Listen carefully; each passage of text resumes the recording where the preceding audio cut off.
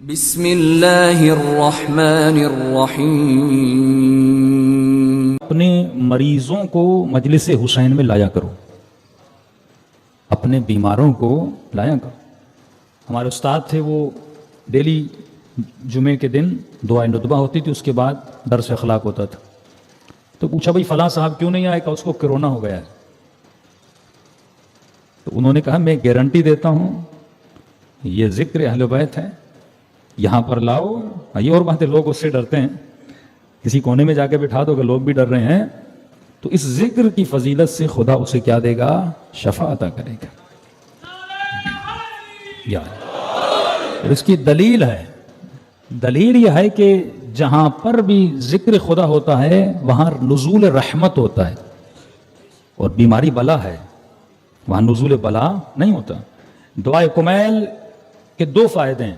ایک فائدہ یہ بھی ہے کہ جب آپ دعائے کمیل پڑھتے ہیں چلو انسان گناہوں کی توبہ کرتا ہے، ایک اس کا جسمانی فائدہ ہے کہ جتنی بھی انسان کے اوپر بلائیں آتی ہیں، وہ بلائے فقر ہو، وہ بیماری کی بلا ہو، مختلف مشکلات انسان کی زندگی میں آتی ہیں، معصوم فرماتے ہیں ان سب کا سبب گناہ ہے، جس کے اسباب آپ دعائے کمیل میں پڑھتے ہیں۔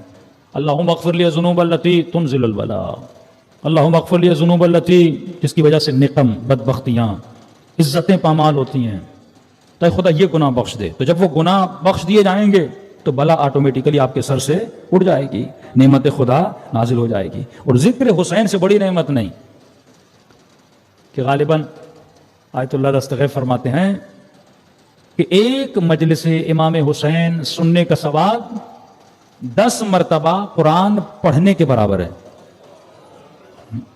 ایک مجلس امام حسین سننے کا ثواب، تو قبلہ وہ کیوں؟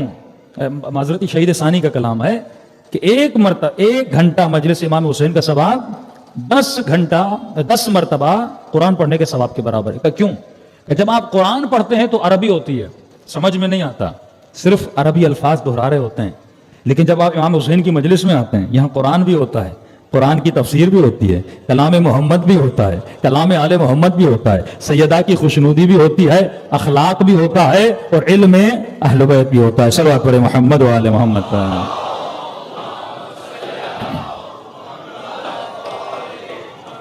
اور خالی قرآن اگر کوئی یاد کر لے اس کا کوئی فائدہ نہیں ہے۔ کتنے حفاظ قرآن تھے جو خوارج میں موجود تھے، لیکن جو قرآن کی ایک آیت سے بھی انسانیت کا درس لے لے وہ ہدایت پا جاتا ہے۔ تو علم کا انبار جمع کرنا اس کا کوئی فائدہ نہیں ہے۔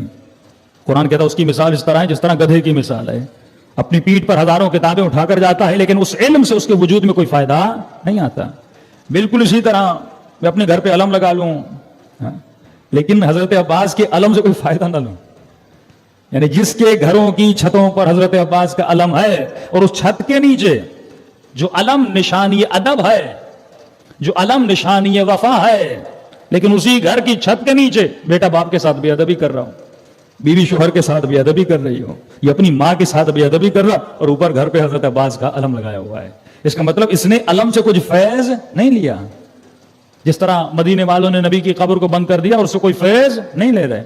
تو جب تک آپ فیض نہیں لیں گے، مجلس کے آنے کا مقصد یہ ہے کہ فیض لو۔ امام فرماتے ہیں مجلس میں آنے کا ادب ہے، پہلا ادب یہ ہے کہ مومن قرآن کی آیت ہے جب بھی قرآن سنو تو خاموشی اختیار کرو،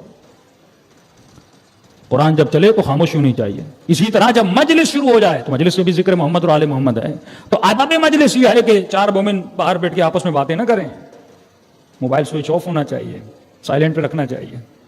کیوں؟ کیونکہ جب مجلس پڑھتے ہمارا عقیدہ ہے یہاں پہ اہل بیت علیہ الصلوۃ والسلام آتے ہیں۔ اب فرماتے ہیں میں نے اس دن بتایا تھا کہ جب بھی کسی بھی محفل میں جاؤ رسول خدا فرماتے ہیں 4 نیتیں کر کے جایا کرو، بتایا تھا۔ پہلی نیت یہ کہ خدا میں علم نافع حاصل کرنے آیا ہوں، اس محفل میں اس مجلس میں جاؤ جہاں تجھے وہ علم ملے جس کا نفع ہو۔ لیکن شیطان ایک بہت بڑا یہ مجلس بلڈنگ ہے، آپ بلڈنگز بناتے ہیں، کردار کی بلڈنگز بناتے ہیں، اخلاق کی بلڈنگز بناتے ہیں، لیکن ایک بہت بڑا پروپیگنڈا ہوا کہ بھائی مجلس کا مطلب یہ ہے کہ سلام ہو، مرثیہ ہو، اور اس کے بعد منہ خوانی ہو۔ یہ مجلس امام حسین ہے، اور جن جن لوگوں نے اس روش کو اپنایا آپ دیکھتے ہوں گے پنجاب میں مختلف جگہوں پر، تو ان لوگوں کے اندر کوئی اخلاق نہیں ہے۔ بھائی نے بھائی کو قتل کر دیا، ذاکر سے لڑ پڑا کہ آج میری باری ہے، تم نے میری باری کیوں لے لی، انجمنیں سے لڑ پڑی کہ ہماری باری ہے، اور ایک واقعہ تو انٹیریئر سندھ میں ہو گیا، اتنا جھگڑا ہو گیا صرف اس بات پہ کہ میرا زوجنا پہلے جائے گا، تمہارا زوجنا بعد میں جائے گا، ہم پرانے ہیں تم نئے ہو. کیوں؟ کیونکہ انہوں نے صرف نوح خانی کی، ماتم کیا. لیکن جو مجلس بیسک تھی انسان کی کردار سازی کے لیے، جو ہدف عزاداری امام حسین، یہ مجلس ہے کہ جس میں مومن آئے اور حسینی کردار لے کر جائے. مجلس کا مقصد صرف ماتم نہیں ہے، ہاں وہ ماتم عزا کا جز ہے، حسن مجلس امام حسین، لیکن بیسک جو بلڈنگ ہے یہ مجلس ہے جس سے انسان اخلاق سیکھتا ہے. اور جب اخلاق حسینی نہیں ہوتا تو یہ سارے واقعات آپ پاکستان میں دیکھتے ہیں. اور کسی مومن نے یہاں تک بول دیا مولانا اب تو ویڈیوز بنائی جا رہی ہیں، خواتین اپنے گھروں کی مجلسوں کی ویڈیوز بنا کے یوٹیوب پہ رکھ رہی ہیں. اور آپ کو پتا جب انسان ماتم کرتا ہے تو کس حال میں ہوتا ہے؟ سر پہ دوپٹہ نہیں ہوتا، گلا چاک ہوتا ہے. اور شیعہ عورتیں ان کی ویڈیوز یوٹیوب پہ رکھی جا رہی ہیں. دنیا مذاق اڑا رہی ہوگی کہ یہ درس مجلس امام حسین نے تجھے دیا تھا کہ جس چادر کی خاطر سیدہ زینب پوری زندگی روتی رہیں، جس دین کی خاطر امام حسین نے گلا کٹوا دیا. یہ مسائل کیوں ایجاد ہوتے ہیں؟